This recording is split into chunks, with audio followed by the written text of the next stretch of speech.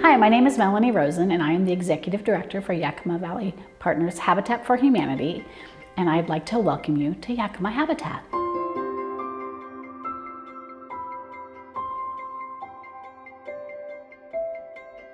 My initial beginning with Habitat started some years ago. I ran into Dave Kirby, whose wife was helping with volunteers, and so they kind of had introduced me to the program while I was looking for some volunteer opportunities, probably I would say in the early 2010 area.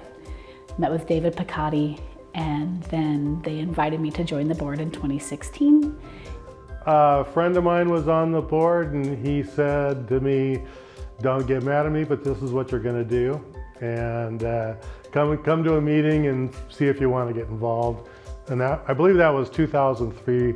I enjoyed the people we worked with over the years, and you know, it's a great mission. Well, I first started going to Habitat events when my husband, Dave Kirby, was on the board for Habitat, and that was about 2010, 2011. And then an opportunity came open for a volunteer coordinator, so I applied for that, and I got to work for Steve Luton. In 2008, 2009, I was graduating, and I started applying for jobs. And the market had the housing crisis had just hit, and all of the economy had really hit recession hard, and no one would return my phone call. Like, I couldn't get a fruit packer to consider me for a forklift job. I mean, there was just nothing. And so I saw that Habitat was hiring and applied, and it turned out to be just an incredible gift from God. Actually, I had been interested in Habitat even when we lived in California, but the build sites were quite a distance from where we were, and it really wasn't practical to work on site. And then when I got here, I saw there could be a more direct connection, and I got in touch with John Van Bell, and he came to my house right away to talk to me. Well, I had a great job. I was with the county Public Works as operations manager and construction engineer. And I got to the point that I had great supervisors and everything was running good, and we wanted to go in some kind of mission field. And I could retire. I didn't have to, but I could.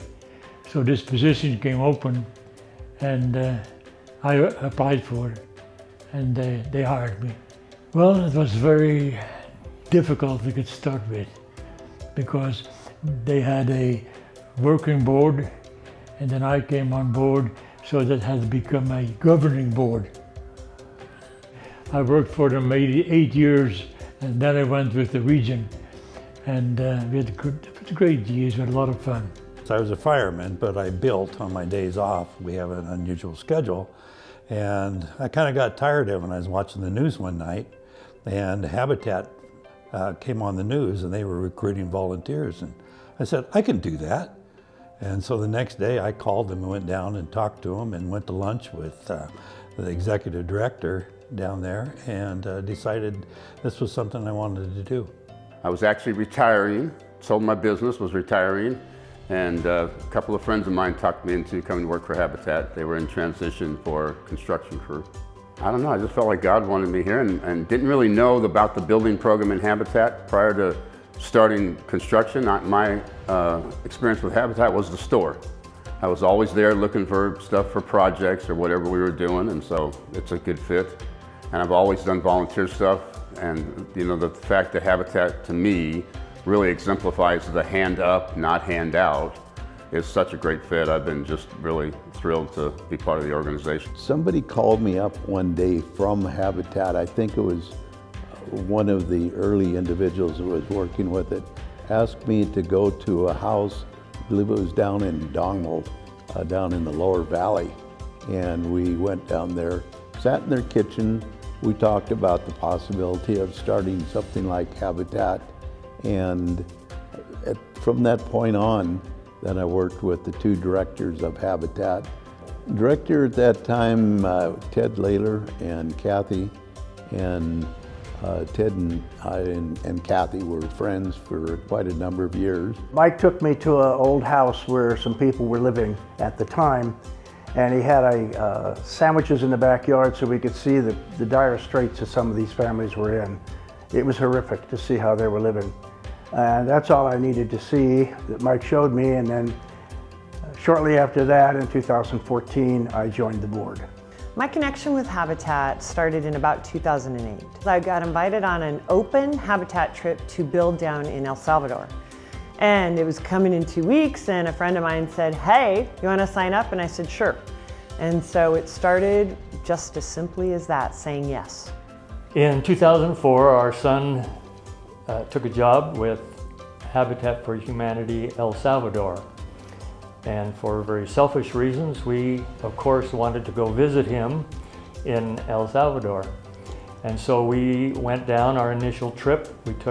There were 5 of us from Central Lutheran Church, and we took a trip to go down and build a house with Habitat for Humanity El Salvador. And I think it was Rich Kallenberger that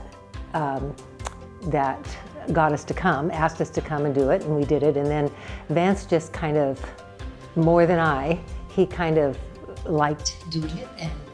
And he was a woodworker and worked in his shop all the time, so it was kind of his bailiwick, you know. And so we started to volunteer. My grandma actually told me about the organization. She had friends that became Habitat homeowners, and so we were driving on Meade one day and she actually pulled in. She told me about it and I was interested, so we pulled in to get more information in the office, and they had a home seminar that December that I attended. My name is Rich Kallenberger. My name is Howard Underwood. I'm Jack Topper. My name is Bruce Willis. I'm here with my wife, Ann. My name is Sharon Kirby. My name is Gary Green. My name is Pam Cleaver. Hi, my name is Sue Kegley, and my husband Vance and I have been volunteering for Habitat for the last 30 years. And welcome to Habitat. My name's Christina Vella. I've been a homeowner for 5 months, and I want to welcome you to Habitat for Humanity. I just want to say welcome to Habitat. I want to welcome you to Habitat for Humanity.